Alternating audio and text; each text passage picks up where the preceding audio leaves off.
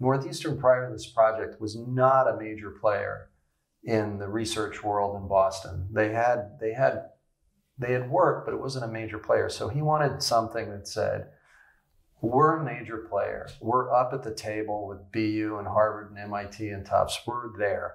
You need courage to try to do something new. It has this very unusual look when you first see it. And I think it doesn't necessarily reveal a whole lot about itself. And so at least for somebody like me with an architectural background, my immediate reaction is to look at the scale of the building. Does it seem appropriate for the neighborhood within which it sits? How is it relating to the rest of the campus? Because I knew that it was part of the Northeastern campus. But nothing prepared me for what would happen once you pass through the front door. I think in terms of place, if you think about the iconic buildings or monumental buildings that have gone up in Boston, they've been in the downtown. They've been at the seaport, along the water.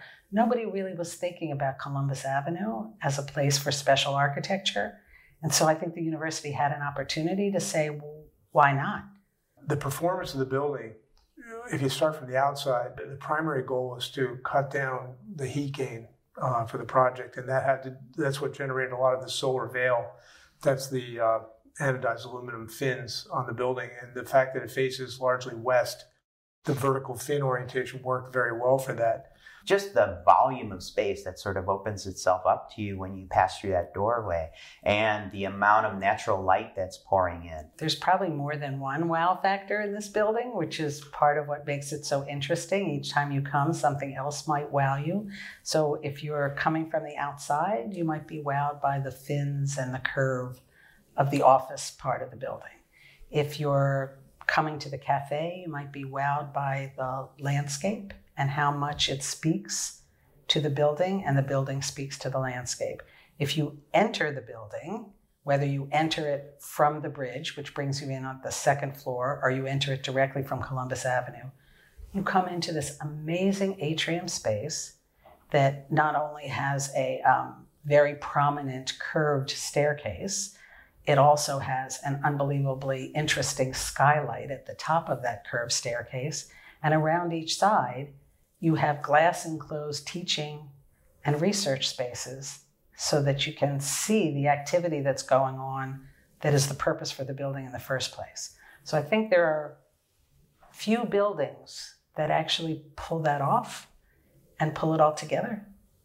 Typically, laboratories face the view, the outside space. In this case, we inverted it because it's looking at a parking garage. We think that actually makes the community on the inside stronger. And the inside is really not inside. It's like the outside in a way. From the moment it opened, it was kind of surprising because there was no bridge yet, right? That was 2 years away. Once the bridge opened, it totally transformed how this building feels connected. If ever you want to get a whole group to sort of argue about something, you ask this group, well, what is beauty? In an award like the Harrison Parker, you wonder, because that's what you're looking for, something that lasts the test of time. And to win the award for the most beautiful building in one of the most beautiful cities in the United States, I mean, that doesn't get better than that.